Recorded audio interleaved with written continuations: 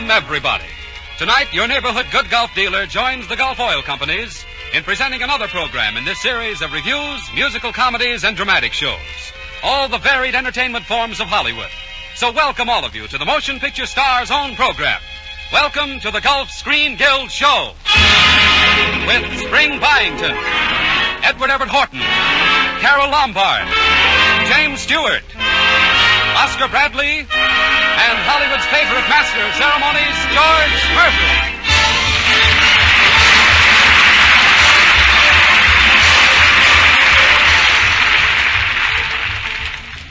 Good evening, ladies and gentlemen, and welcome to another of the Motion Picture Star's own programs, the Gulf Screen Guild Show. Each week, a different type of entertainment presenting a different cast of stars, and all of them written, directed, and acted by the greatest names in the motion picture industry for the benefit of the Motion Picture Relief Fund. Last week, it was a drama. Next week, a review starring Fanny Brice, Bob Hope, and Martha Ray. Tonight, it's a comedy drama tailored by Toni, directed by Dorothy Arzner, and written by Connie Lee, under the musical direction of Oscar Bradley.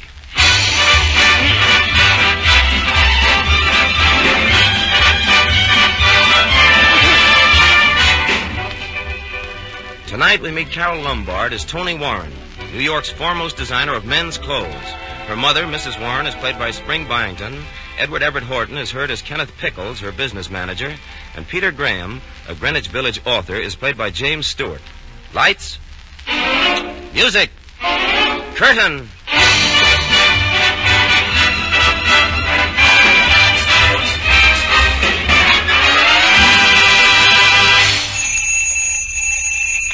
Yes?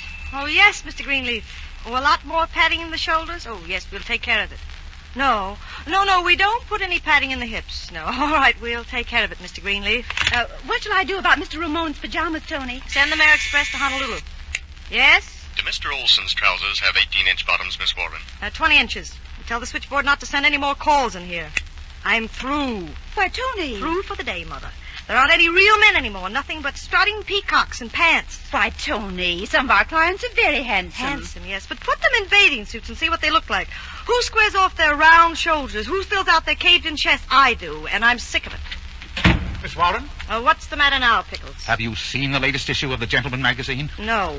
Well, Miss Warren, it's outrageous. It's terrible. Just look at this article by that gigolo of the trade, Michael Barbonet. Isn't English, Pickles? I couldn't... Of course it's in English. Well, then don't worry. Michael speaks with such an accent, no one will understand a word of it. Mother, what was the article about? He titles his slanderous essay, The Well-Dressed Man Prefers the Clothing of a Man, For a Man, and By a Man. Oh, but he's got it all wrong. It's of the people, for the people, and by the people. I remember distinctly. Washington, wasn't it? What else does Michael say, Pickles? He says... Or was it? Please, Mrs. Warren, please. He says that red-blooded men have an aversion to being pointed out as the clients of a female dressmaker. Oh, he said that, did he? In hope that some of my customers will wear his unpressed male sex. He announces to the world I'm a female. Oh, I'm afraid that's my fault, Toni. I promised your father a boy. But I was so young at the time. Oh, youth. Yes, it's too late to correct the mistake now, Mother. Pickles? What's that? Where can I find the most atrociously dressed man in New York? Well, I should say any one of Barbonet's clients. Oh, no. You must be an artist, a sculptor, a writer, some undiscovered genius, unknown, unrecognized, uncouth. Oh, how romantic, Toni. No, I'll make him successful, and then I'll expose him as a Toni Warren creation. Oh, an inspiration, a divine inspiration, Miss Warren. I'll prove it isn't the clothes that make the man. It's Toni Warren who makes the clothes, who makes the man. Who's that by, dear? By me, Mother. Pickles, where can I get my man? Why, someone like that ought to live in Greenwich Village. Miss Warren, I think I know the very spot. Spaghetti Joe's. Get your coat, Mother. Call the cab, Pickles. We're dining sub rosa at Washington Square.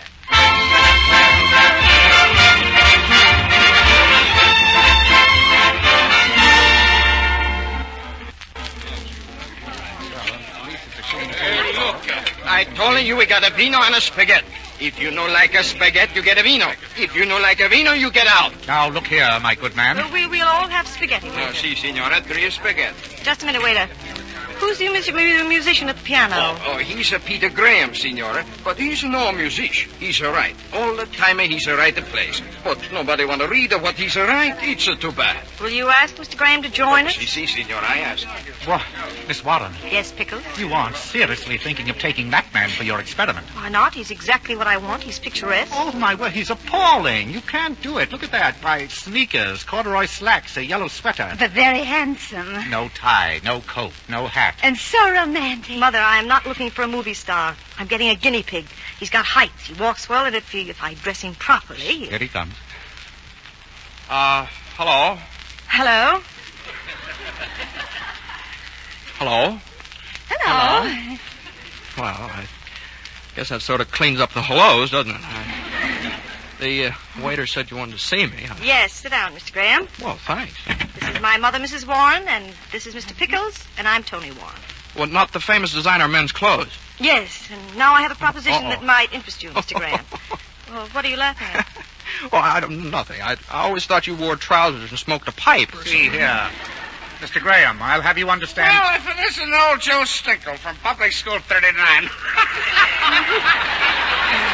That's a small world. Really?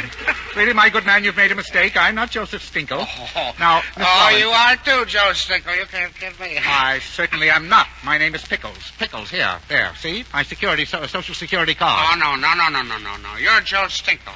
Are you sure you're not Pickles? Mother, please. My dear man, I never saw you before. So you're giving me the brush off, eh, Joe? Fine thing. I assure you I am not Joseph Stinkle. Now go away. Go Well, then away. where is Joe Stinkle? Why, there is no Joe Stinkle. He doesn't exist. Go away. Oh, he doesn't exist, huh? What did you do with him? I didn't do anything with him. Oh, so you killed him. You killed my old pal, Joe Stinkle. You're a murderer. Please. Really, Pickles, I think we ought to humor him. We were only fooling you. Why, of course, this is Joe Stinkle. Why, certainly, yes. Of course, I'm Joe Stinkle, yes. Then where's the $50 you owe me? I don't owe you any money. Oh, a vulture, huh? I'll fix you. Hey, come on, let's get out here. Here's the side door. But Mother. No, come on. But wait a minute. Never Where mind. are we going? Never mind. Just keep running. Wait, will you let go of my arm and stop dragging me around?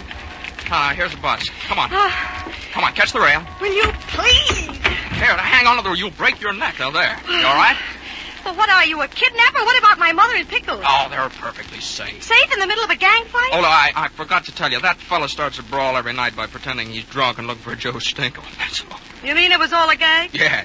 Just atmosphere, you know. Oh. Visitors in the village like to get something for their money. Nobody ever gets hurt. Well, of all the low-down... Conductor! Yes, ma'am? Stop the bus. I'm getting off. Oh, yes, conductor. We're both getting off. Then I'm staying on. Yeah, we'll stay on, but... Hey, look, folks, will you please make up your minds? We got a schedule to keep. All right, start your old bus, but I'll find a seat on the upper deck alone. Hey, she seems kind of upset. Yeah.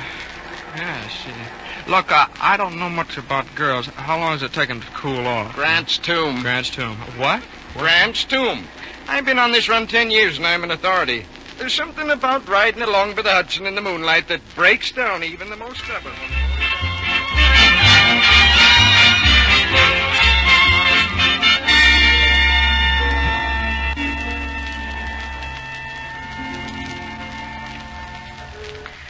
Oh, it must be awfully late, Peter. Oh, no. No, but that sign on the Jersey Shore will flash the time in just a minute. Isn't it funny?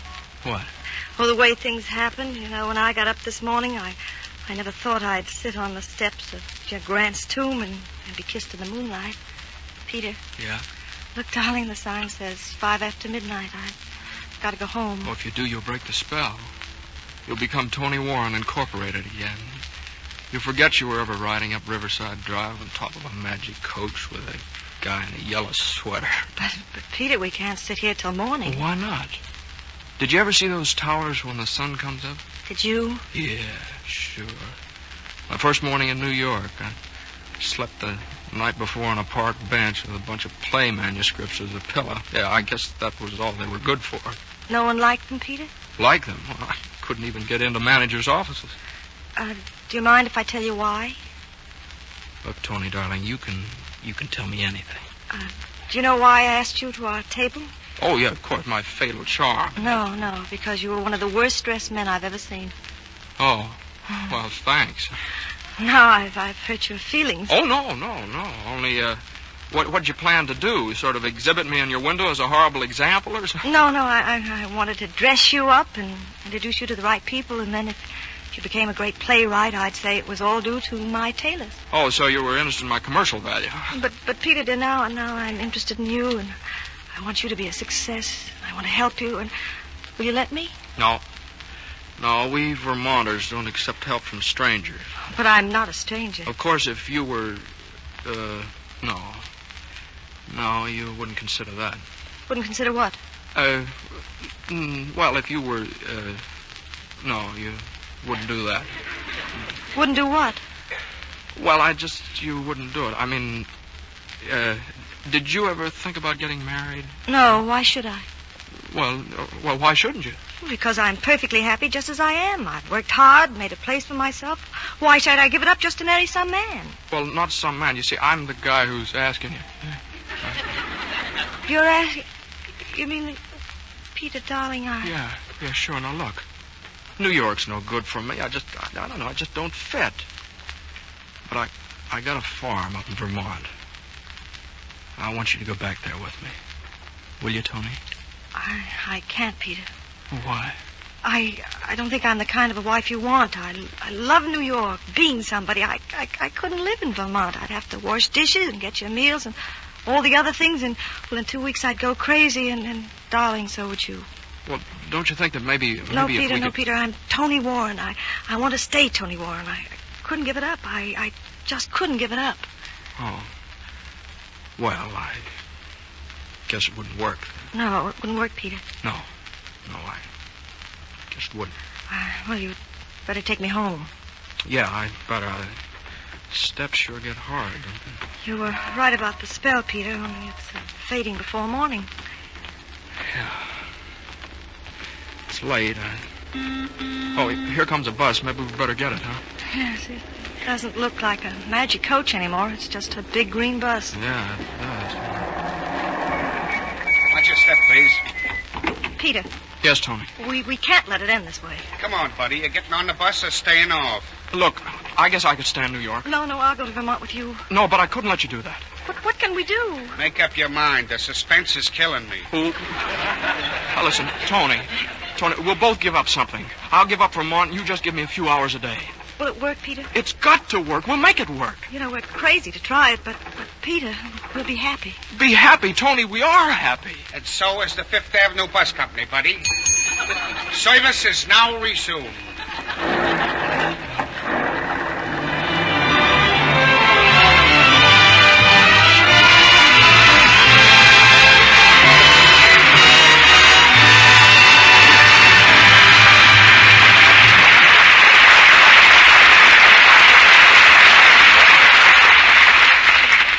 And so the curtain falls on the first act of our comedy, Tailored by Toni, starring Carol Lombard, James Stewart, Spring Byington, and Edward Everett Horton.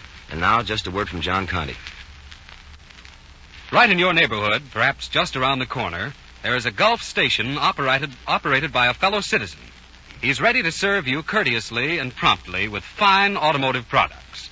He maintains a clean, attractive station, and you will find it a pleasure to patronize this local independent businessman. If you are not now using Gulf products and enjoying good Gulf service, we hope you'll stop at the sign of the orange disc the next time you need gasoline or motor oil.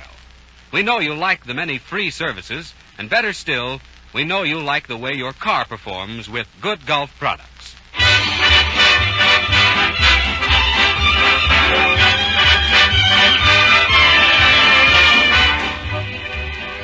And now, ladies and gentlemen, the curtain is about to rise on the second act of the comedy drama, Tailored by Toni, starring Carol Lombard, James Stewart, Spring Byington, and Edward Everett Horton. Lights. Music. Curtain.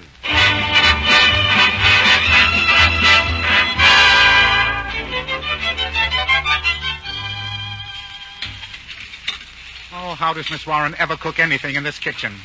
Good heavens, the cauliflower. Quick, put some water on the cauliflower. Oh, where's the sprinkling can? Oh, no. The cauliflower, it's in a pan. It's on the stove. Oh, how stupid. It'll never grow there. It's much too hot. Really, Mrs. Warren, would you please get out of the kitchen? How can I get dinner if you... Oh, don't. Please, don't try to bone the anchovies. I'll help you, Pickles. I can do the most surprising things with practically nothing at all. I'll take your word for that. Mother! Pickles! Woo! In here, Tony. Pickles is helping me get dinner. Helping? Am I late? Has Peter come home yet? No, Miss Warren, he hasn't. Thank heaven you've come. If your mother doesn't stay out of the kitchen, well... Oh, hush, Pickles. Tony, is Peter always this late?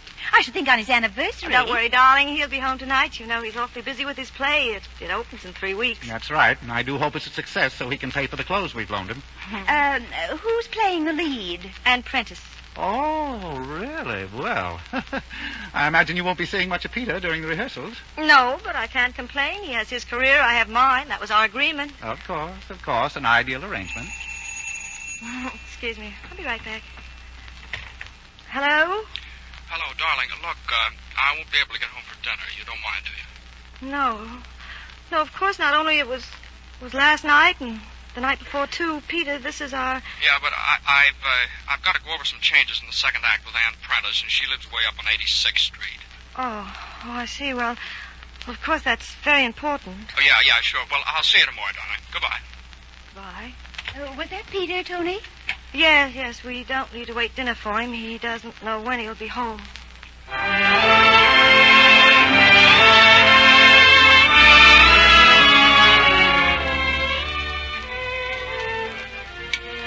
More coffee? Coffee. Oh, yeah, thanks.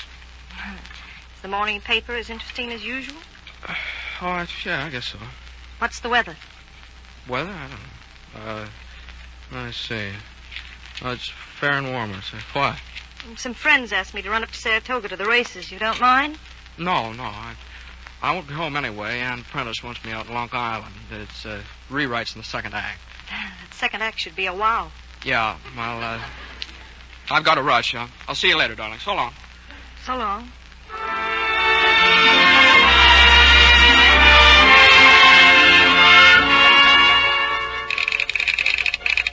Author of Summer's End, now in rehearsal, can be seen nightly at the Sky Room in company with Ann Prentice, star of the show, and rumored to be...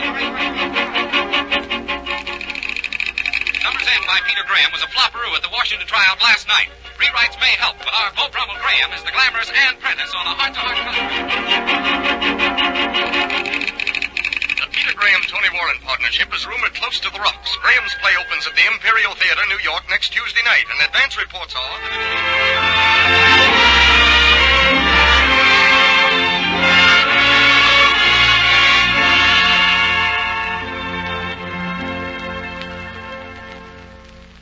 So nice of you to come backstage, Miss Warren. Oh, thank you, Miss Prentice. I believe you've met my mother and Mr. Pickles.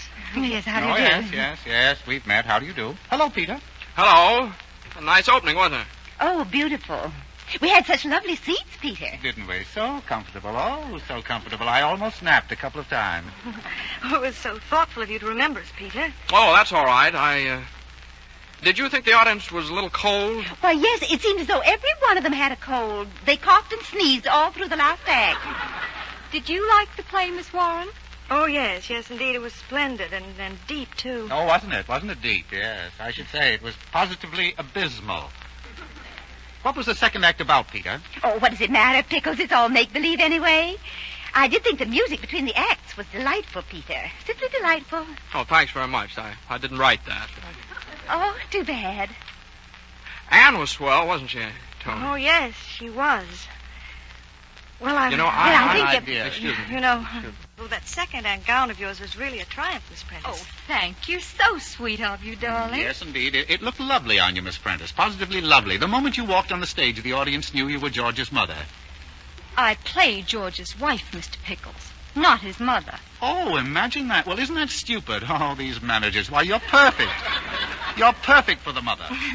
You know, Pickles will have his little joke. You mustn't take him seriously, Miss Prentice. Oh, no, of course not. It's very funny.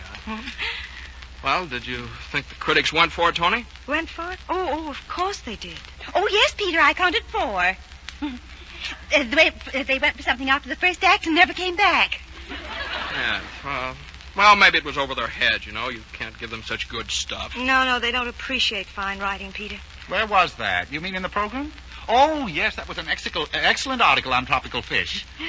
Well, suppose we all toast the success of Peter's play. Oh, that'd be nice. Don't you think so, Tony? Oh, yes, wonderful. You get the glasses, Peter, darling.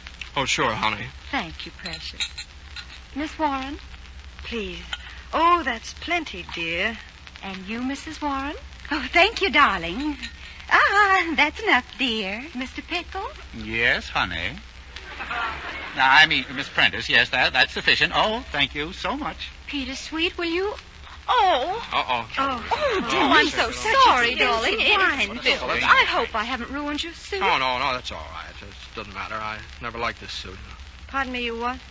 I said I didn't like the suit. That's what I thought you said.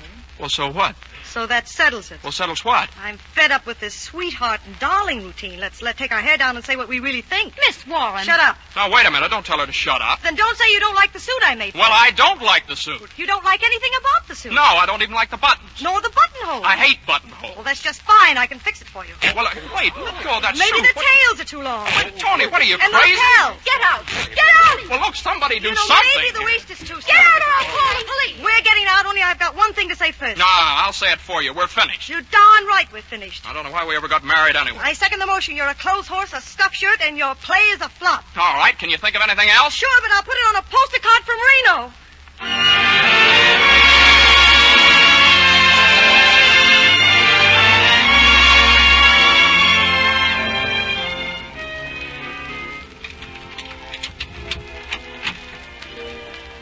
Oh, is that you, Pickles? The 2 bags in the hall are ready, but... Oh. Hello. Hello, Peter.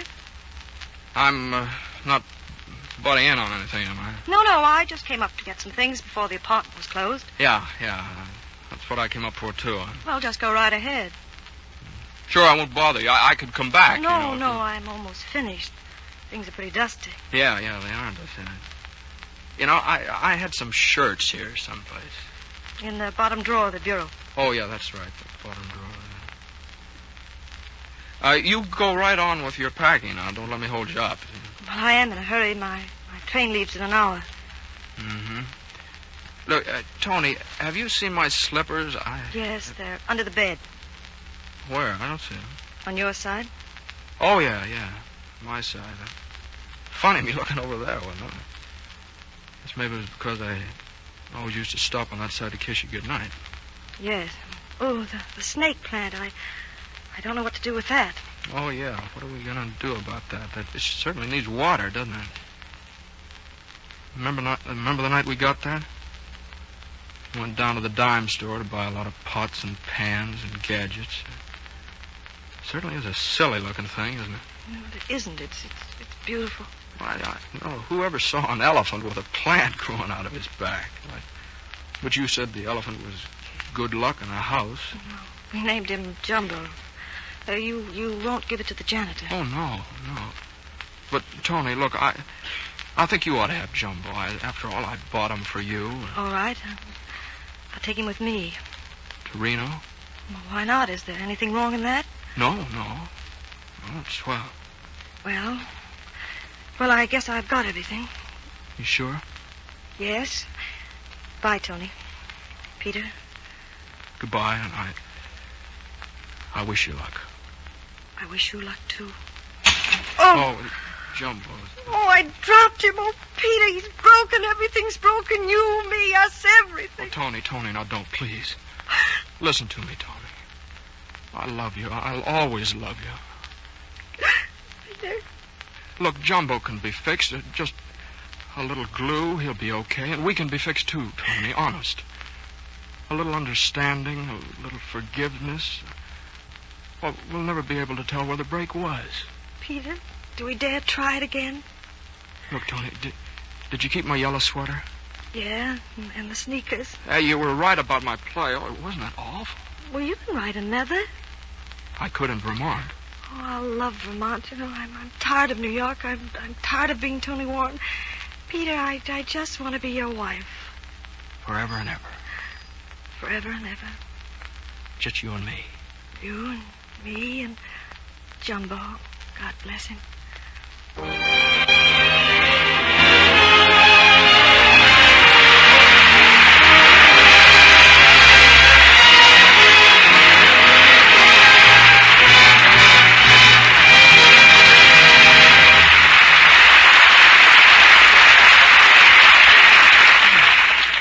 now, before the cast takes their curtain call, just a word from John Conti. Thank you, George. Ladies and gentlemen, we hope you've enjoyed tonight's Gulf Screen Guild show. The Gulf Oil Companies and your independent good Gulf dealers who bring you this program want to give you tops in radio entertainment, just as it has always been the Gulf policy to give you tops in service and in products. Take Gulf No-Nox ethyl gasoline, for instance. Gulf No-Nox has the highest anti-knock rating available to the American motorist. Gulf No-Nox is just what its name implies, a really knock-proof motor fuel. It ends that pinging, chattering sound that you hear in your motor when you accelerate rapidly or drive up a hill. And when you eliminate motor knocks, you also eliminate an important cause of motor trouble and therefore repair bills. So try a tank full of Gulf No-Nox ethyl. We hope you'll like the performance of this outstanding knock-proof gasoline, just as we hope you've enjoyed the performance of the outstanding film stars that we bring you in these Gulf Screen Guild shows.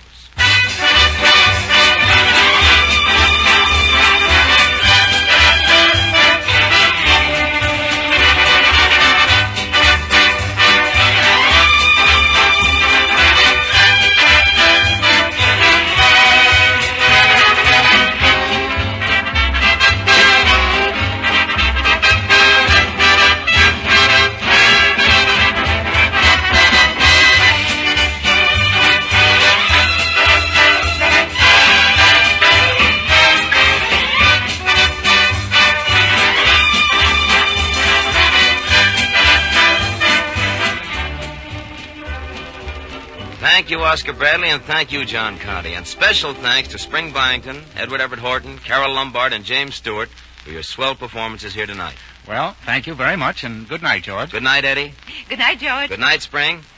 Good on. So long, too, George. It was a lot of fun. You know, George, I wish I could look like one of those arrow-collared fellas, you know, but my clothes just don't seem to hang right on me, you know. Oh, you're just self-conscious, Jimmy. No, not at all. Now, look at this. Now, that's a good piece of material. I feel it. It's okay. But there's just something wrong with it, you know? Oh, you don't like it, huh? No. Well, you know, Jimmy, I think I can fix it for you. Oh, no, you don't. Oh, wait a minute. Come back here. I won't do anything. Oh, no, I'm not taking any chances. Come on, so long, George. So long, Jimmy. Now, there you are, Carol. To see what you've done, you scared Jimmy away. Well, George, as I was saying... Oh, no, you don't. No, I like my suit fine. It's wonderful. It's paid for, free and clear, no liens. There's nothing wrong with it. I like it. See? No, George, what I really wanted to say was that you've been a grand host. Oh, thank you, Carol. And speaking for the rest of the cast, we've loved working just as much as we've enjoyed listening to your Sunday evenings to our friends and other Screen Guild shows. Thank you, Carol, and it was swell of you to be here. Grand show.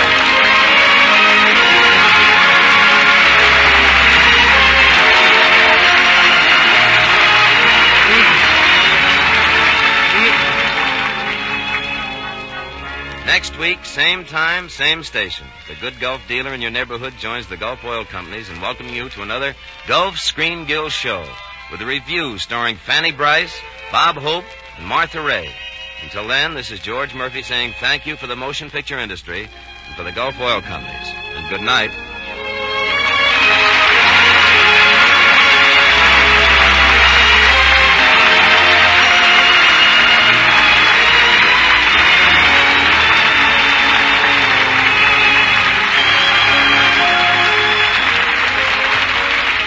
We are grateful to MGM for George Murphy, for Jimmy Stewart, who has just finished Ice Follies of 1939.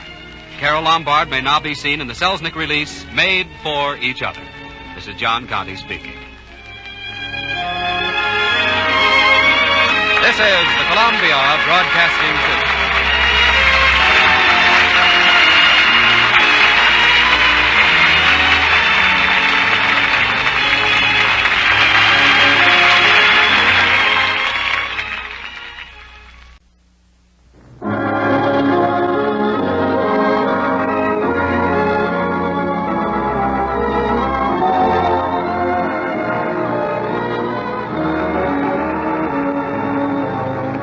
Welcome, everybody.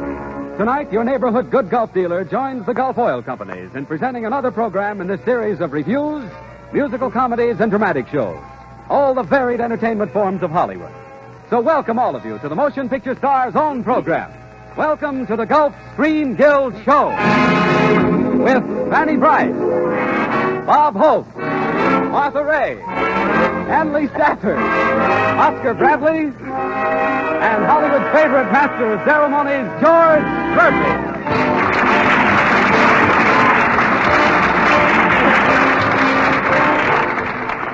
Good evening, ladies and gentlemen, and welcome to another of the Motion Picture Star's own programs, the Gulf Screen Guild Show. Each week we bring you a different type of entertainment, written, directed, and acted by the greatest names in the motion picture industry, for the benefit of the Motion Picture Relief Fund. Last week it was a comedy. Next week, a drama, with Kay Francis, Leslie Howard, Irving Pitchell, Mary Nash, and Virginia Weidler. Tonight, it's a review starring Fanny Bryce, Bob Hope, Martha Ray, and Hanley Stafford. Directed by David Butler and written by Phil Rapp under the musical direction of Oscar Bradley. And so now, on with the show and our first Screen Guild star for tonight, Martha Ray.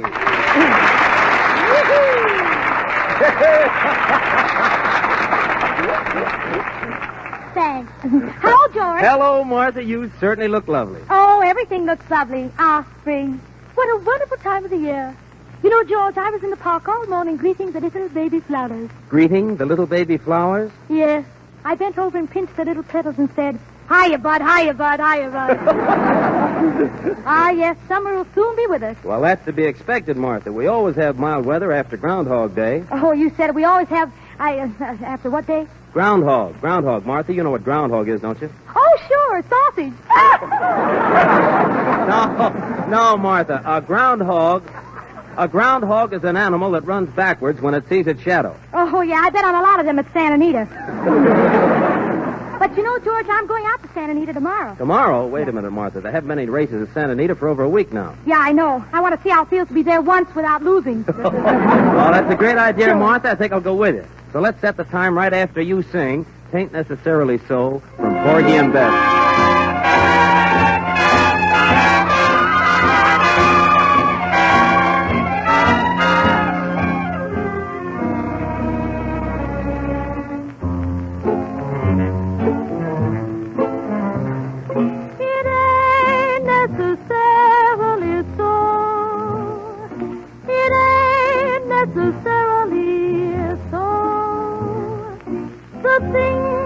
You're liable to read in the Bible.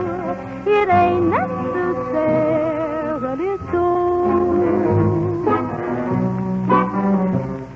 Little David was small, but oh my. Little David was small, but oh my. He fought big Goliath, who lay down and died. Oh, David was small, but oh my.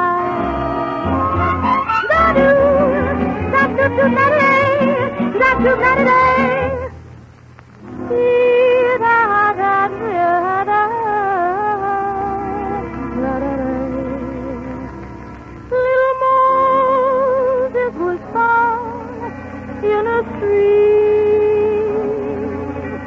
Little Moses was found in a stream.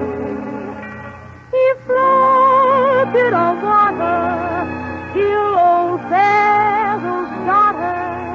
She fished him, she fell from that stream. To get into heaven, don't snap for a seven. Live clean, don't have no fault.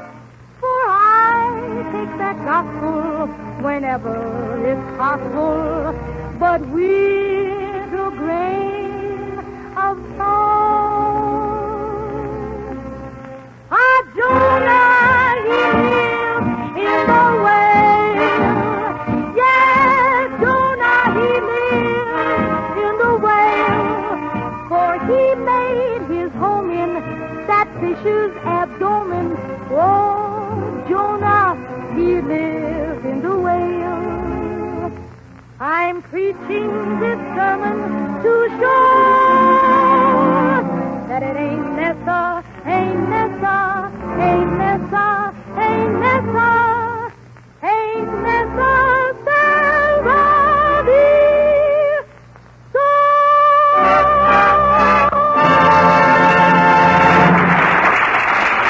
Wonderful, Martha. Thank you, Martha Ray. That was really swell. And now, just a word from John Conte. Thank you, George. Ladies and gentlemen, they say that seeing is believing. Well, tonight, I'd like to tell you about a time when hearing is believing. And that's when you hear the way Gulf no-nox ethyl gasoline quiets down your car and ends motor knocks. Now, you've heard motor knocks in your car often enough, when you're driving up a steep hill or when you accelerate suddenly on the level. Well, just try a tank full of Gulf no-nox. Drive up the same steep hill or accelerate in the same way and listen. With no knocks in your tank, you don't hear the same annoying pinging sound at all. Instead, your motor gives you quieter, smoother performance almost immediately. And in the long run, you probably save money on your upkeep expenses, too. So won't you drive in tomorrow at the sign of the Gulf Orange Disc and try just one tankful of Gulf no-nox gasoline.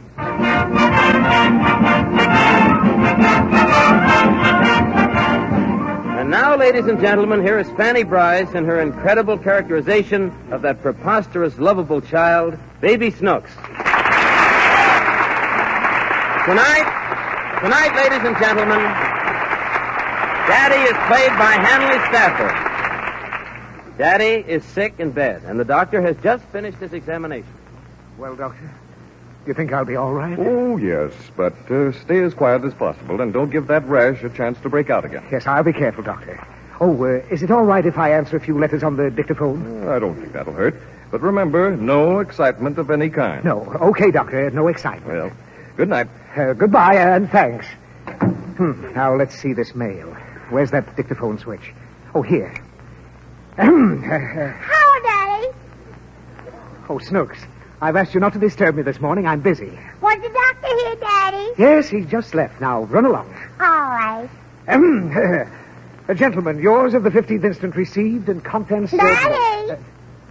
Are you still here? Did the doctor bring his little black bag? Yes. Have I been a good little girl, Daddy? Yes. Well, ain't you going to let me see the baby? There isn't any baby. Now, please leave me alone. I'm supposed to have absolute quiet. I want to stay here. Now, Snooks, the doctor said if I get excited, I'll break out in a rash again. Now, go away and let me get these letters off. All right, Daddy. Gentlemen, yours of the 15th instant received... Daddy! What do you want? Who are you talking to? I'm not talking to anybody. That is, I'm talking to my secretary, but she's not here. Do you feel all right, Daddy? Yes, I feel fine, and when I don't feel all right, I'll take my medicine. Now, leave me alone. Gentlemen, yours of the 15th instant... Are you talking on a telephone? No, this is a dictaphone. It's a dictating machine that plays records. I don't hear any music. It doesn't play music. And what's it for? It's a machine that takes letters. Like the mailman? Yeah. No. Then where does it take them? Nowhere! Look it. Look at what? There's a strawberry on your face. Gentlemen, yours of the 15th instant received and contents noted. Daddy? Oh, what's the use? Now what do you want? There's another strawberry. I know it. You made me get so excited, and now the rash is coming back. Is that what it is? Yes. How'd you get it? Oh, I ate something that didn't agree with me, so it comes out on my face. Did you eat strawberries? No, I ate fish. You ate fish and a strawberry comes on your face? Yes. If you ate strawberries, will a fish come on your face? No. Why? Because I'm not sensitive to strawberries, only to fish. Oh. Daddy. What is it? Do fish eat strawberries? Oh, how do I know? Leave me alone with the fish and strawberries. I have to work. On a machine? Yes. Gentlemen, received your strawberries of the 15th fish. Oh, what am I saying? You better take your medicine, Daddy. I don't need any medicine. I'm all right. I'm calm. I'm not excited. I think I got a fever. What you putting in your mouth, Daddy? I'm going to take my temperature. With a cigar? Oh, am I sick? I don't know what I'm doing. Where's the thermometer? Here, Daddy. Mm. Does it taste good? Mm. Can't you talk with those things in your mouth? Daddy? I want to say the letter for you in the machine. Dear Uncle Louie, my daddy is very funny. He sucks on a glass lollipop and he makes strawberries come on his face whenever he that dictaphone. Snooks, you're going to... Oh! I think I better go now. Oh, look what you've done. The machine is wrecked. It'll cost me $100. Oh, I'm sick. Oh, where's the thermometer? You swallowed it, Daddy. Oh, good heavens. Call the doctor. I'm dying. Oh. Wait a minute. Here's the thermometer. It fell on the bed. Oh, thank heaven. You feel better, Daddy? Yes. There ain't no more strawberries on your face, Daddy. Huh? No, Snooks, really? No. Oh. Now they look like tomatoes. Wait. Get me my medicine. Give me that powder. Hand me that glass of water. Shall I put the powder in the glass, Daddy? Yes, but not too much. Just enough to cover a dime. I'm dying. Wait, I'll get a dime from my bank. Oh, that dictaphone. $100. I'll never get well. Snooks, hurry up with that medicine. Here, Daddy, drink it down, Daddy. Here. Ow! Oh, it burns, Snooks. How much powder did you put in this glass? Huh? I told you only to put in enough to cover a dime. Well, I couldn't find a dime, so I used 10 pennies, Daddy.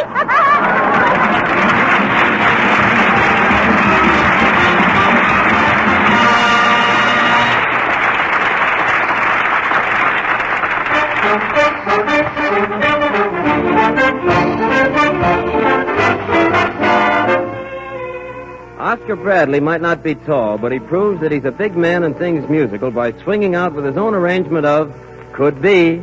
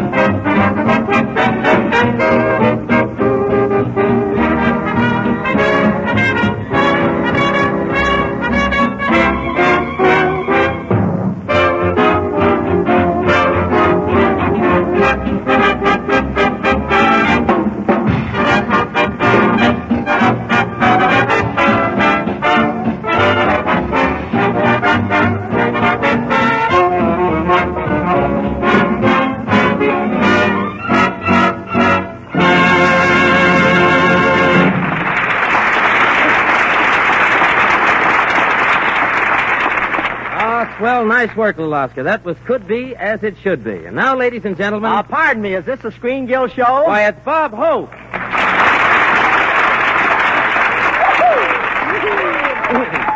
Hello, George. Hello, Bob. Say, you know, it's really been a long time since I've seen you. Times have certainly changed. I'll say times have changed. Remember, you used to dance?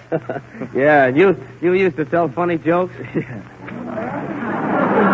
Thanks, George. I like that George Murphy. He's a big hit out here in Hollywood, and he deserves it, too. He's so democratic. I'm different. I snub everyone I meet out here. I snub everybody. That's so if I ever get to be a big movie star, people won't say I've changed. I do all right in Hollywood, though. I got a lot of fan mail on my last picture. I just made one mistake. I sent it before the picture was released. But they treat me nice. They treat me nice at Paramount. The producers are so wonderful, and the directors are so wonderful, and my salary is so. I have a nice contract. My option comes up every Monday. I spend the weekend in an oxygen tent. But I can't say too much for this climate out here in California. The air is so wonderful. My grandmother arrived here one afternoon, and the next day she came in fifth at Santa Anita. Yes, she would have done better, but she dropped her cane. And my relatives like my work in pictures so much, they all came out here in person to congratulate me. In fact, I have so many relatives at my house now, I had to build bleachers in the guest room. But one thing about Hollywood, I like the way the men dress. They're so casual. It's the only town in the country where you can wear a turtleneck sweater with a tuxedo. And in order to be in style, your coat and trousers must be of different colors. Yesterday, I saw a brown dog with his bottom half dyed green. But I want to tell you, when you come to Hollywood, the only way to see everything is to take one of those buses. Last week, I took one of those sightseeing tours of the movie stars' homes, and I found out I'd been living in the wrong house for 2 years.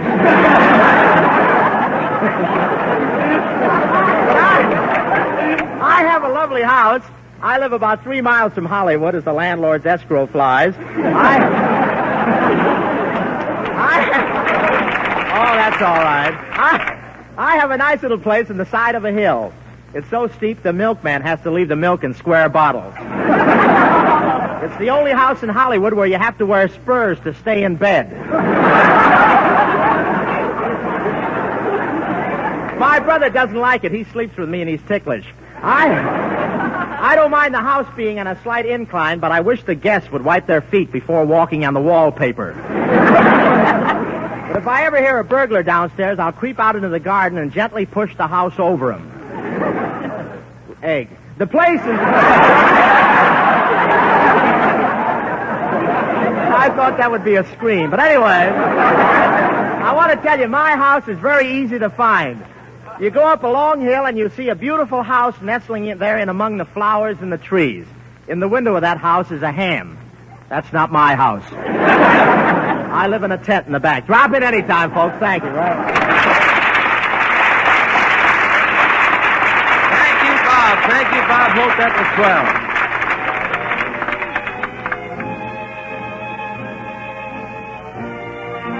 And now, ladies and gentlemen, one of the greatest love songs that ever came from the pen of George and Ira Gershwin becomes a Screen Guild highlight as Miss Martha Ray sings Dave Rose's arrangement of The Man I Love.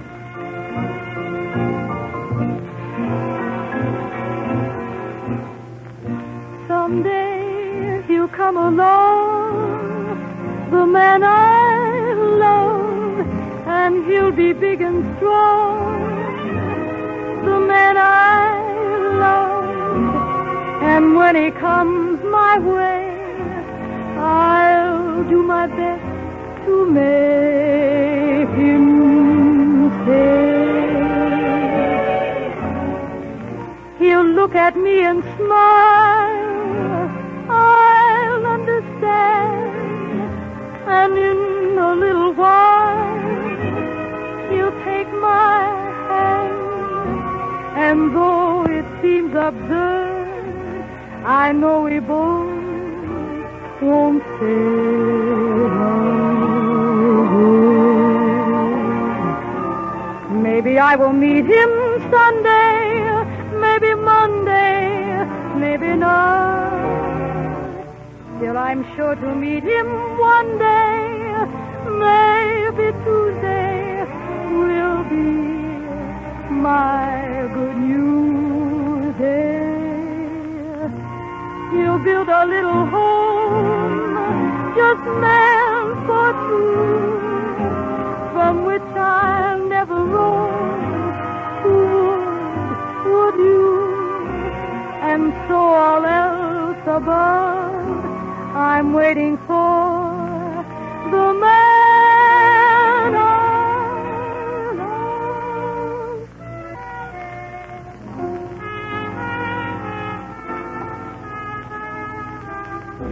Someday he'll come along, the man I love, and he'll be big and strong. And when he comes my way, I'll do my best to make him stay. Maybe I will meet him Sunday, maybe Monday, maybe not. Still I'm sure to meet him one day. Maybe Tuesday will be my good news day. He'll build a little home just meant for two, from which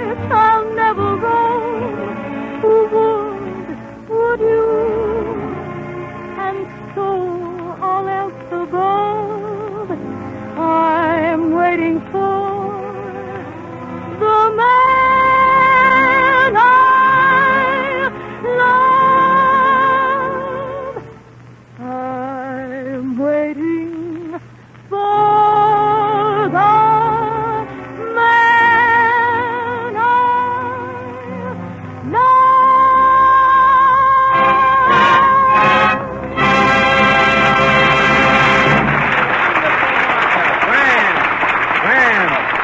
Thank you very much, Martha. Now, ladies and gentlemen, in just a minute, Fanny Bryce, Bob Hope, and Martha Ray will give you their version of a gay 90s melodrama, Fifi, the Flame of Paris.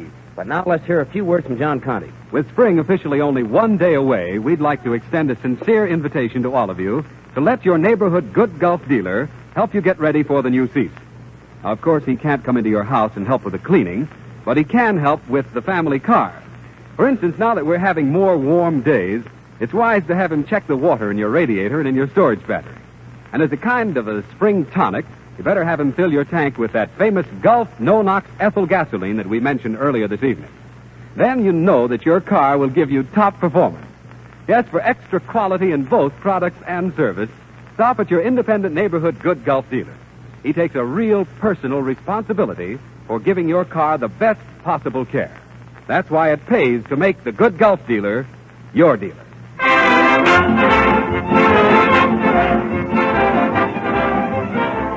Tonight, ladies and gentlemen, the Screen Guild Show presents Fifi, the Flame of Paris. Fanny Bryce plays Fifi, Martha Ray plays Charmaine, Bob Hope plays Henry Toulouse, and I will play the part of Jack Pot. And I hope no one hits me. The scene is Paris, the spring of 1894. Fifi, the idol of Paris, is singing softly as Charmaine, her maid, dresses her luxuriant hair. I'm only a boy in a guilty cage. I'm Fifi, the glamour girl. I once had a honey with plenty cash. He called me his little foil.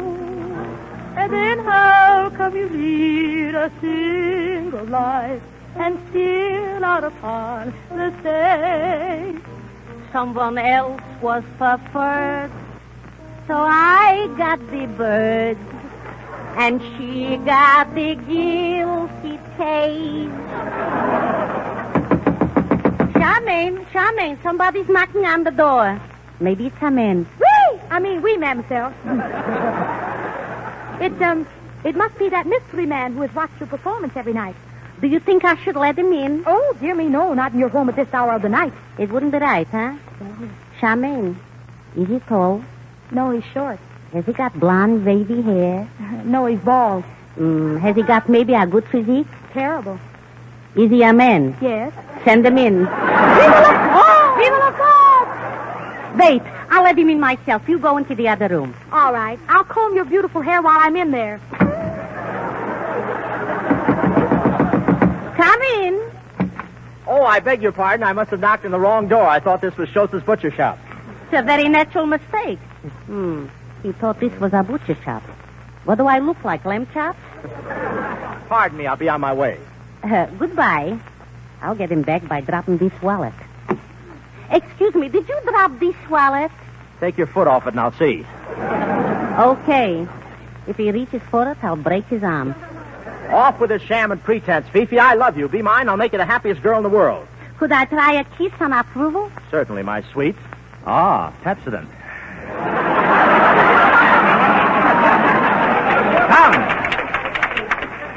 Come, my pet flea.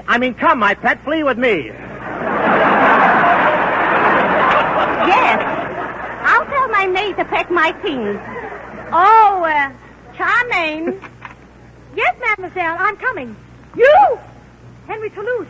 Curses my fiancée, Charmaine Dreep. How did you get off the fly paper? How dare you? How dare you talk to me like that? Oh, 23 skidoo, and I do mean skid. Tut, what's your language? I am alone and helpless.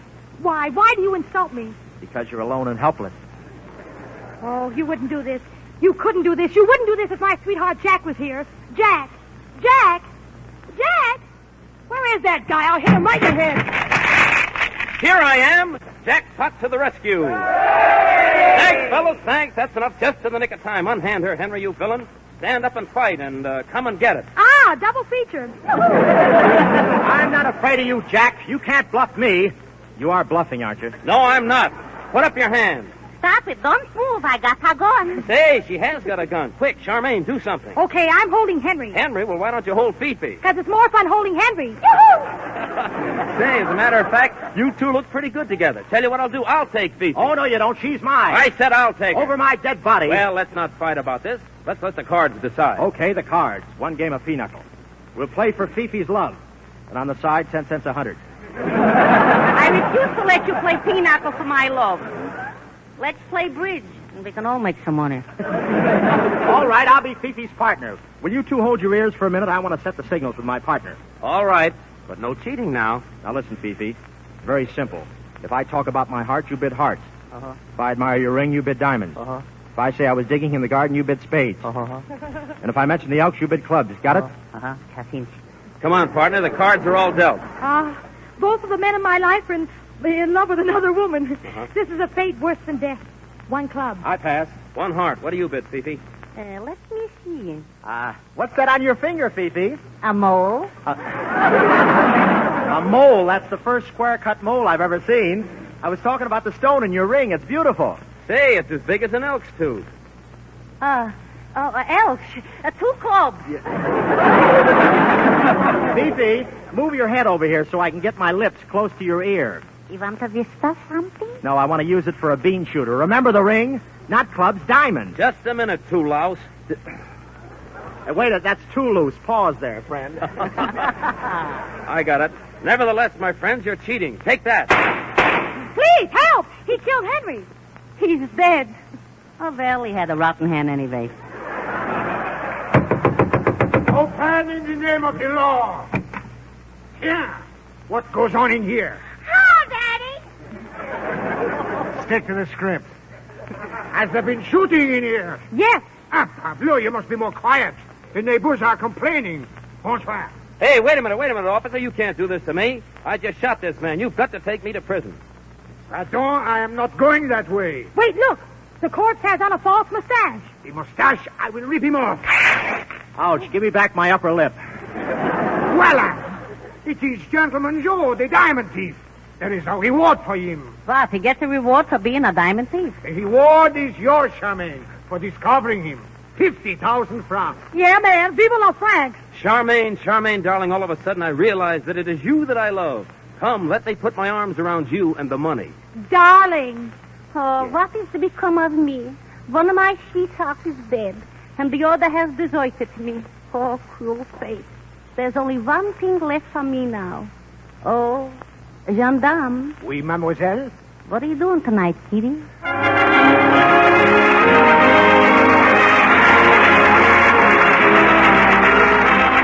Thank you, Fanny Bryce, Bob Hope, Martha Ray, Hanley Stafford, and Oscar Bradley for a swell Screen Guild show. We'll see you all again next week.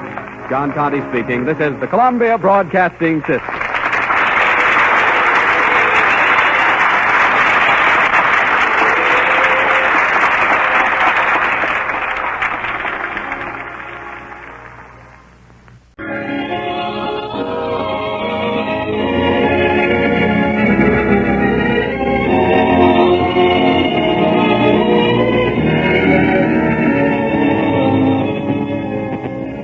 Welcome, everybody.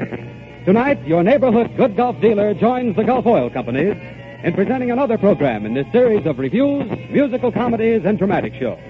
So welcome all of you to the Motion Picture Star's own program.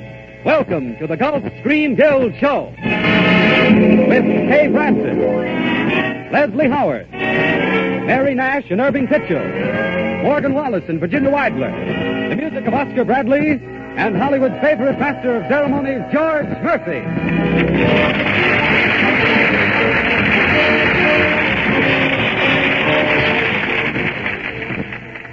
Good evening, ladies and gentlemen, and welcome to another of the Motion Picture Star's own program, the Gulf Screen Guild Show. Last week it was a review. Next week, a variety show starring Bob Burns, Edna May Oliver, the Bryan sisters, Warren Heimer, George Raft, and Virginia Verrill. Be written by Duke Atterbury and directed by Busby Berkeley. Tonight, we present a drama, Never in This World, directed by Sidney Franklin and written by Stephen Morehouse Avery. under the musical direction of Oscar Bradley.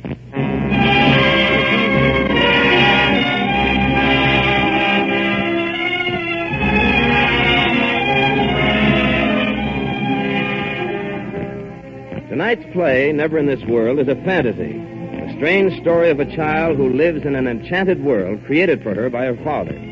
The child, Susan, is played by Virginia Widener. Her father, Paul Dodd, is enacted by Leslie Howard. And Kay Francis is Martha Sheldon, the woman who comes to live next door.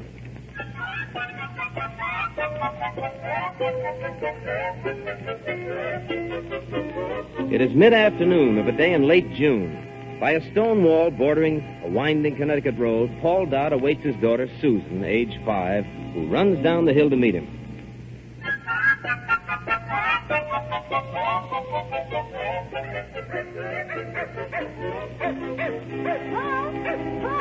Susan, how many times He went have I over told the you? hill. Ah, but you mustn't climb hills nor run, darling. It was the Clover Fairy. He was riding a yellow butterfly. You know, if I told the doctor you disobeyed him, he'd be very disappointed in you, I Susan. forgot. Please don't tell him. I won't run again. Promise? Word of honor? Yes. All right. Now come over here and sit down in the shade and rest. I've got something to show you. Quiet, quiet, Tinkle. It isn't good manners to shout that way. What's he saying, Paul? The elves are planning to dance in the moonlight tonight. But Tommy Stonehouse said there aren't any elves. You mustn't play with Tommy or any of the other children. Tinkle's much better company. I guess so.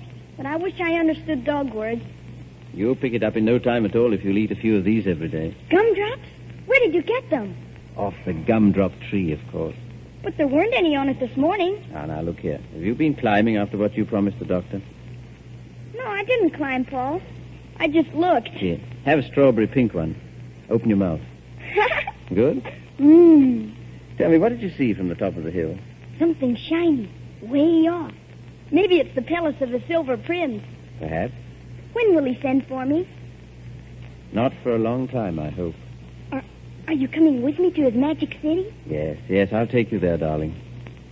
Only I can't enter the palace until I've been summoned. But maybe the prince won't want me. Maybe his godmother won't like me when she comes to call. Oh, what nonsense. How could she help but love you? When do you suppose she'll be here? Well, that's difficult to say. How will we know she's the godmother? Well, she'll be announced by silver trumpets. And then down this very road will come rolling a great shining chariot, driven by a Nubian slave. And the godmother? She'll be beautiful? Oh, she'll be very beautiful, very regal. She'll be wearing a robe studded with... Paul! Yes? Did you hear? Trumpets! Trumpets, and look! A great shining chariot! Susan, you mustn't get so excited. It's coming right down this road! It's the godmother! No, it couldn't be, Susan. But it must be! See? There's the Nubian slave driving! Now, Susan, darling, please. Only he's stopping next door.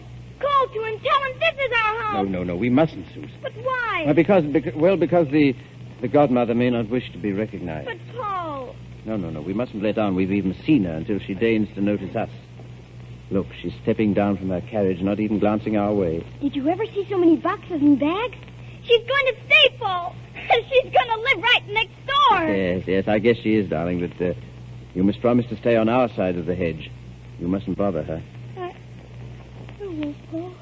Oh, come on, darling. Now you've tired yourself out. Now I'll have to carry you into bed.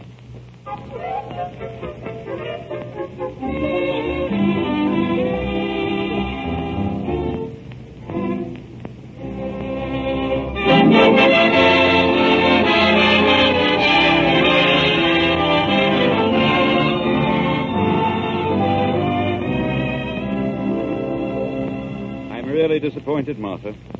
I came up here to Connecticut hoping to find you reconciled. To what, Charles? Being labeled a has-been by the hidebound, one-sided notices of so-called music critics? Their criticisms weren't malicious, Martha. If they had been, I, as your manager, would have been the first to resent them. Well, suppose I did give a few bad performances. All singers do now and then. But your spring recitals, my dear. Everyone asking what had happened to Martha Sheldon. Well, I was tired and sick. When George stopped the car at this gate last week, my holiday started. I'm only waiting till I can go back and prove how wrong those critics are. I'm not finished. You mean you're going to attempt another recital? In the fall. I won't accept defeat. And you forced me to tell you something I hoped I could spare you. Martha, that throat specialist you saw before you came up here. Yes? He made some x-rays. I brought the plates. Let me show you. You see, here... No. No, don't. I know what you're going to say. It's nothing dangerous, and only serious to the extent you'll never sing again. Charles. So you see, my dear, you must accept not defeat, but resignation. But how can I? How can I, Charles? You're young, beautiful. You have a small fortune. Yes, I'm young. But my life's over before it's hardly begun. You have this home, this garden, peace, security, things so many people dream of but never realize. But I've lost my whole scheme of living. Believe me, Martha, I'm sorry. If there's anything I can do... Thank you, Charles. Well, I guess you'd better go now. You're going to catch your train. Yes. Goodbye, Martha. Goodbye, Charles. George will take you to the station. No, I'll walk. Don't have much chance for that in the city. Goodbye. Goodbye. Hey, you just come along with me. I didn't do anything. Yes, you was doing something. You was speaking. I see you. I was trying to get Tinkle. He ran through the head. I'm going to take you right to Miss Sheldon. Oh, please don't tell the godmother. The godmother? So, what are you talking about? Oh, Miss Sheldon. What's the matter, George? This here child was peeking through the head. It was only a minute. Don't be angry, godmother. Godmother? Well, what do you mean? Oh, I didn't mean to let on I knew you. But I won't tell anyone. I promise, godmother. Oh, you mean that you think I'm your godmother? Oh, no. Only the Silver Prince could have as beautiful a one as you. She's crazy, Miss Sheldon. Hey, you look here. You get along home now. Wait a minute, George. What's your name, child? Susan. Susan Dodd. And where do you live? Next door with Paul. Who's Paul? The little boy you play this game with? No. Paul's my father. He's told me all about the Silver Prince. He also told you that I was the prince's godmother? Yes. He watched you drive up in your chariot last week. We didn't come in no chariot. Oh, it might have been, George. How is the prince? Is he sick? Is that why you've been crying? Oh, no. That wasn't the reason, Susan. The prince is quite well. Is he at the Magic City with the shining towers? Why, yes. Oh, I'll have to go. Is that your mother? No, I haven't any mother. Just Paul. Goodbye. Goodbye, godmother. Goodbye, Susan. Well, I declare. Ain't she the funniest child, Miss Sheldon? You just ought to hear what the folks in town say about her and her father. Yes. Yes, I can imagine. He don't let her run or play with none of the other children. She must be sick or something. And he fill up her head with that silly talk. I wonder if she'll come back. No, ma'am. I tell her to keep on her own side of the head. Well, don't tell her anything, George. If she wants to come here, let her come. But Miss Sheldon... I've been banished, George. And since I'm going to stay here, I'll need enchantments, magic cities with shining towers. I wonder what Charles will say when he finds out that I'm a godmother. A godmother of a Silver Prince.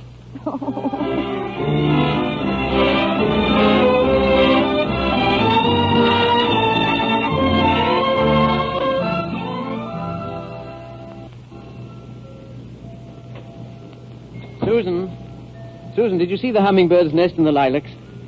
Oh, yes? Who are you? I'm Martha Sheldon. I live next door.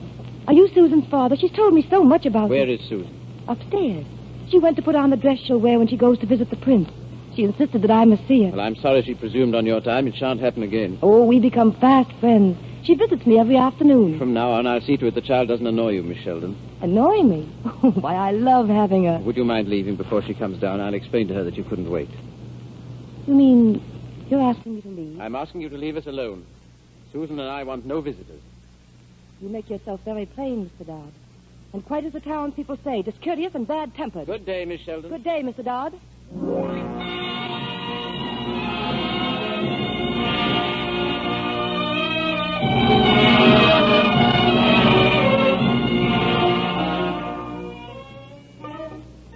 We were so excited when we heard you'd taken this house, Miss Sheldon. Our club has been most anxious to invite you to one of our regular Tuesday meetings. But as president, I put my foot down and refused to come here and bother you until I was absolutely certain that you were settled. Most thoughtful of you, Mrs. Stonehouse. Well, I try to always put myself in the other person's place. We have a small club, but very select, Miss Sheldon. Only the very best people. And we thought you might address us on the trends of modern music. Our next meeting is Tuesday, and we'd like to... Godmother? Is that the godchild? Yes, I believe so. Why? You mean to say you allow her? Godmother, look. About the Tuesday meeting, Miss I Sheldon. just found this feather. It's as blue as anything. I'm talking to Miss Sheldon, dear. The ladies will be delighted, You Miss suppose Sheldon. it came from the cap of your messenger to the prince? Haven't you any manners, child? It's a beautiful feather, Susan. And I'm sure the messenger lost it. Do you think he'll want it back? No, he must have a new one by now. You can keep this one. Can I really? He won't mind? Of course not.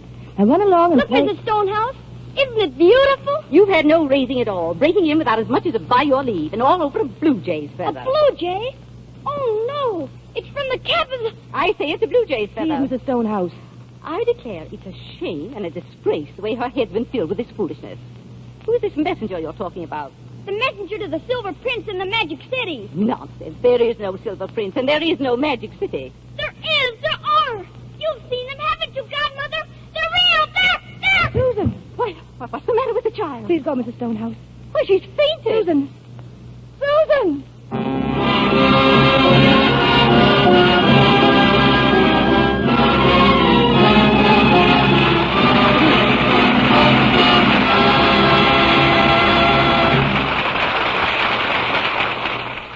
The curtain has just fallen on the first act of our play, Never in This World, written by Stephen Morehouse Avery and directed by Sidney Franklin. And now, here's John Conte. Thank you, George. Ladies and gentlemen, I wish I could go along with you the next time you take a drive in your car. Then I could easily prove to you under actual driving conditions how quickly and completely Gulf no-nox ethyl gasoline ends those annoying motor knocks. You probably hear motor knocks in your car often enough when you're pulling up a steep hill or when you accelerate suddenly on the level. Well, I'd like to be along and show you what happens when you stop and buy a tank full of Gulf no-nox. You can drive the same hill again at the same speed without hearing the same annoying pinging sound. You benefit by this smoother, quieter performance the very first day. And in the long run, you'll probably save money on upkeep expenses. So, even if I can't be with you in person, I'd like to suggest right now that you drive in at the sign of the orange disc tomorrow and try just one tankful of Gulf no-nox gasoline.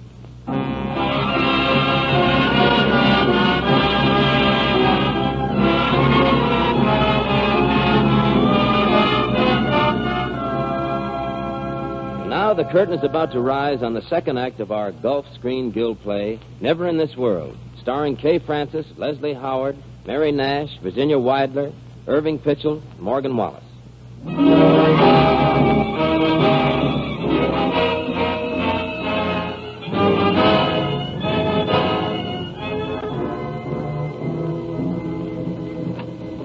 Doctor. Susan? She's here, Mr. Dodd. How is she? She'll be all right this time, Mr. Dodd. Thanks to Miss Shelton getting her here in time. Excuse me. I'll see how she's resting. I don't know how to thank you, Miss Sheldon. Well, she came through the hedge. Mrs. Stonehouse talked to her, and I didn't know how ill she was until the doctor told me. I've always been afraid of this, that something might happen while I was away. I understand now why you've been keeping her from the townspeople, Mr. Dodd. Yes, I should have explained to you that day instead of asking you to leave. You see, 3 years ago, she was desperately ill. Scarlet fever. Left her with a bad heart. Yes, the doctor told me. You see, it was only a matter of a few years, 3 or 4, until her heart would give out. It seemed so cruel. Then it came to me that perhaps in her few years I could crowd all the happiness that you and I and the rest of the world have given to us in our lifetimes. So far, I've bungled nearly everything in my life. But I can't bungle this.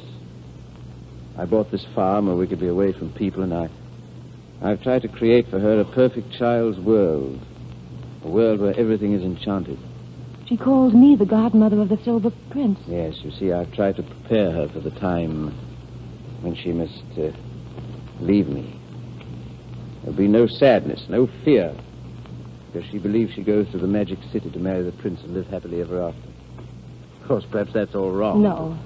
No, it can't be. No, but suppose something happens before that time, such as happened today. What can I do, Miss Sheldon? How can I protect her? Will you let me help you? There's such a little time left. Did the doctor say how long? A month, perhaps. Only a month. And it must be the happiest month the child ever had. 30 pages of enchantment to end a fairy tale. Yes, I'll want your help, Miss Sheldon. I believe we can do it together.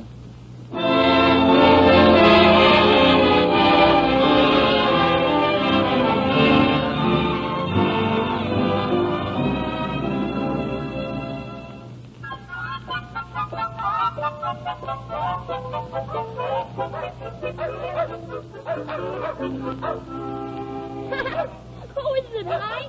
This must be the biggest hill in the whole world. There you are, darling. Your two-legged horse is all out of breath. Now, you sit there while I go back and help with the blankets and umbrella. And you stay with her, Tinkle. No more rabbit chasing. Here, wait a minute, Martha. Let me carry that. It isn't heavy, Paul. Look, Tinkle. See way over there? That's the cliff where the Silver Prince killed the dragon. And way over there is the Pool of the Elves. And that's the shining highway, Tinkle. The highway. It goes. You know, I haven't climbed hills for years, Paul. Not since I went to boarding school and wore my hair in pigtails. Well, that couldn't have been later than yesterday, Martha. Susan. Susan, darling. Yes. Yes, Paul. I guess I almost went to sleep. Well, then you better have a nap. See, I'll spread the blanket here in the shade. How's that? And my coat for a cover, my sweet. Paul, tell me about the Magic City again. When will we go there? Soon. So very soon now, darling. Paul? Remember what we said. No tears, no grief. How will we go to the Magic City? In Godmother's chariot, darling. Yes. Yes, and you'll wear your white dress. And as we drive down the street, 30 million hundred people will stop to watch us go by. And trumpets will announce our arrival. And out on the balcony will come the Silver Prince himself. He'll throw a wreath of flowers for you to catch. You'll be his princess. Susan. Oh, Paul. Paul, the time's so short. Let's not even think about it. It's been such a wonderful month. I almost believe the three of us have been enchanted.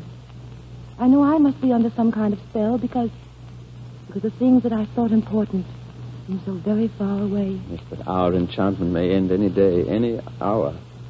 Must it, Paul? Well, how can we keep it without her? You've changed, too, just as I have.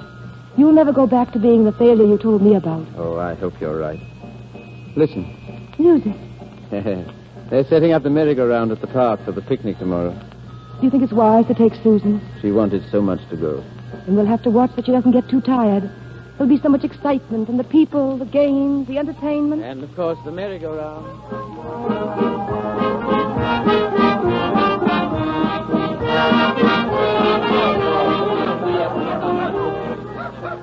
I declare.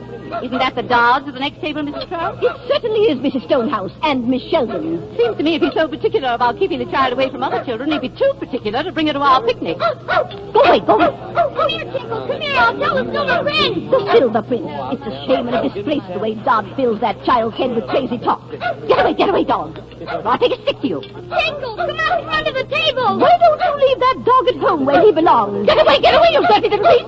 Stop, you win, Tinkle. You're hurting him. Tinkle, you hurt him. Paul. What's the matter with the child? Get some water. I'll take care of her. You've done enough. Susan. Susan, darling.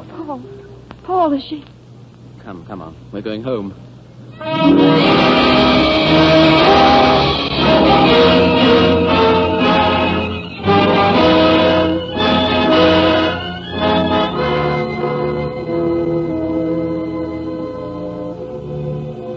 How long, Doctor?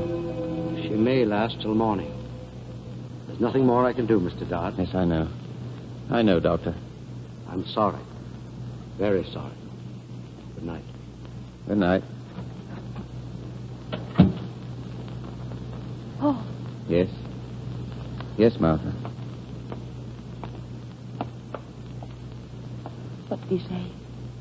Till morning. Martha, I'm going to take her to the Magic City. Susan. Yes? Yes, Paul? Susan, it's time. It's time to start for the Magic City. You mean to see the prince? Yes, it's a long way. We must travel fast. You'll take me? Yes, didn't I promise? I'm And Godmother? Of course, my Susan. My white dress? And my slippers?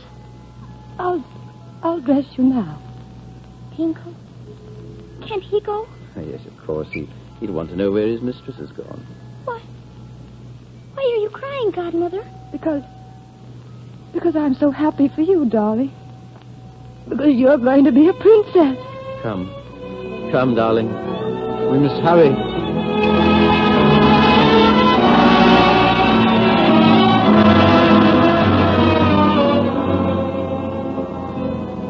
And the prince's army will be there to greet us in full uniform, clearing our way through the crowd to the palace.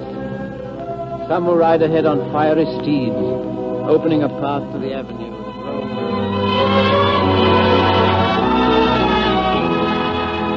Telegram for you from Bridgeport, Inspector. Thanks. Here, give this to Captain O'Brien. See that it's carried out. A motorcycle escort? Martha Sheldon's car is to be met at the Parkway and cleared to the Carlton Towers. But why, Inspector? He doesn't give a reason, but if Martha Sheldon wants a police escort, she rates one. Go ahead, put it through.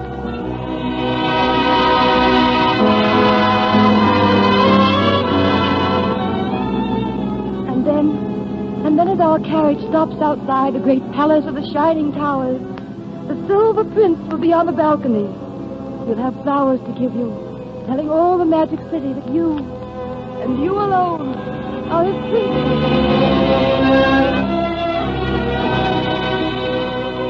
What's that, Jordan? Telegram for Martha Sheldon from Stamford, Mr. Griggs. For Martha, what does she say? She wants a man in a silver costume with a wreath of flowers on the balcony of the Carlton Towers, sir. A what? That must be a joke, Mr. Griggs. Perhaps, but if Martha wants it, she gets it. Get a theatrical agency on the telephone.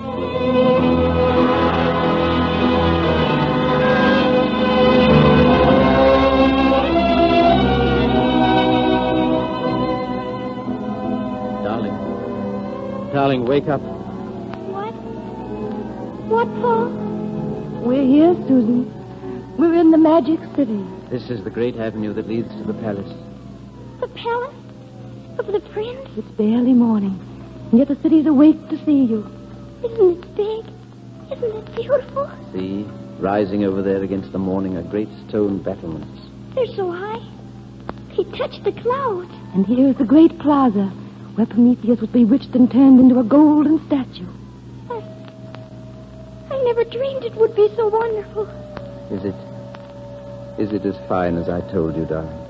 Yes. Oh, yes, Paul. Only there's so much to see. And all the chariots. Everyone's come to see you, Susan. Wave to them.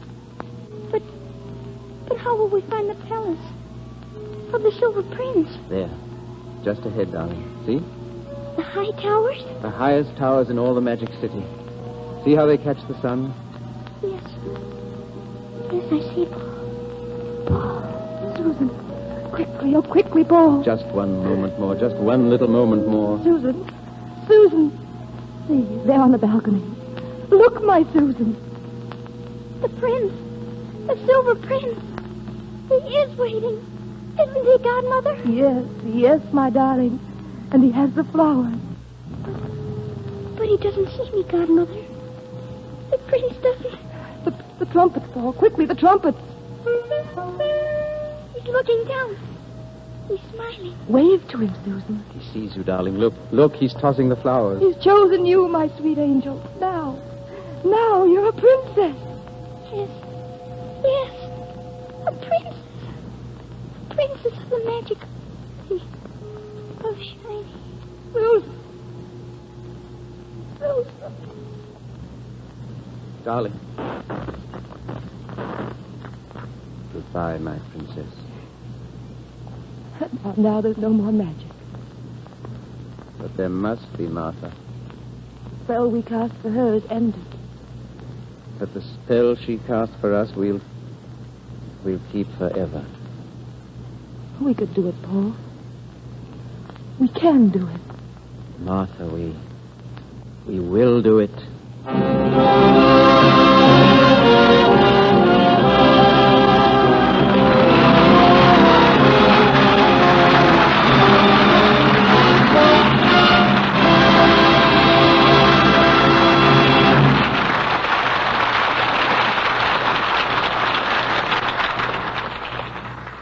Thank you, Kay Francis, Leslie Howard, Virginia Weidler, Mary Nash, Irving Pitchell, and Morgan Wallace. In just a moment, Leslie Howard will return. But now, a word from John Conte. Ladies and gentlemen, when you look at those house plans that are published every now and then in the newspapers and magazines, do you ever stop to think about the fact that nowadays, every single one of them includes a garage? Now, that's just another proof of the fact that your automobile is now an established part of your everyday life, no matter where you live. And that means that your neighborhood good Gulf dealer, by helping you care for your car, can be a big help in making your life simpler and easier. Let him take over the routine job of checking your radiator, your tires, your motor oil. And to keep your motor running quietly and efficiently, let him fill your tank with that Gulf no-nox ethyl gasoline that we mentioned earlier in the program. Your good Gulf dealer takes a real personal responsibility for giving your car the best possible care. Next time, stop at the sign of the Gulf Orange Disc.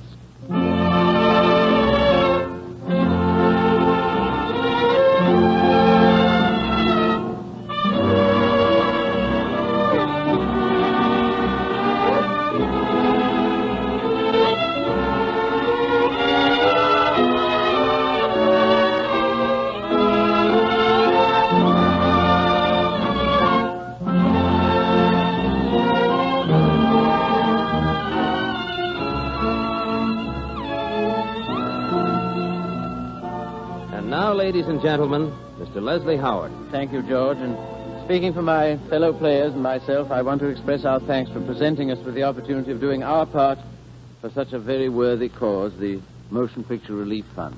Thank you very much, Leslie. It was nice of you to come. Next week, ladies and gentlemen, same time, the same station.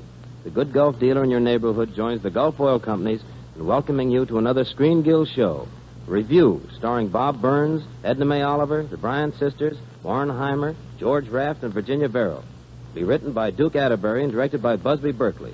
We are grateful to RKO Studios for Miss Kay Francis, who can be seen in Memory of Love, for Leslie Howard, who is to be seen in The Man Who Lost Himself, and for Virginia Weidler, now appearing in The Great Man Votes. This is George Murphy saying good night. Thank you for the motion picture industry. Danny Bryce appeared on this program last week through the courtesy of MGM and the Maxwell House Good News program. We are grateful also to Pepsodent and Paramount for Bob Hope and to Lifebuoy and Paramount for Martha Ray. John Conte speaking. This is the Columbia Broadcasting System.